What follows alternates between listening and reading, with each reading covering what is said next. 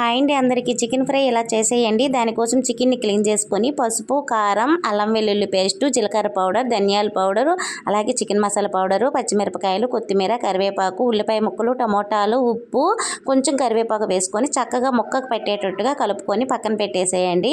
ఇప్పుడు స్టవ్ మీద ఒక కళాయి పెట్టుకొని 5 టేబుల్ స్పూన్ల వరకు ఆయిల్ వేసుకొని ఇందులో బిర్యానీ ఆకు, బిర్యానీ పువ్వు, ఇలాచీలు, అలాగే కొంచెం జీలకర్ర వేసి వేగిన తర్వాత మనం కలిపి పెట్టుకున్న చికెన్ని వేసుకొని 5 నిమిషాల పాటు హై ఫ్లేమ్లో కుక్ చేసుకున్నామంటే దీనిలో నుంచి వాటర్ అయితే బయటికి వస్తుందండి. వాటర్ అంతా ఇంకిపోయే వరకు మనం కుక్ చేసుకున్నట్లయితే డ్రైగా స్పైసీగా రెడీ అయిపోతుంది ఈ చికెన్ ఫ్రై.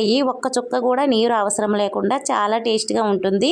లాస్ట్లో కొంచెం కొత్తిమీర, కరివేపాకు వేసుకొని ఎక్కడ కూడా నీరు చుక్క లేకుండా చక్కగా చిన్న మంట మీద ఫ్రై చేసుకున్నామంటే స్పైసీగా చాలా బాగుంటుంది. తప్పకుండా ట్రై చేయండి.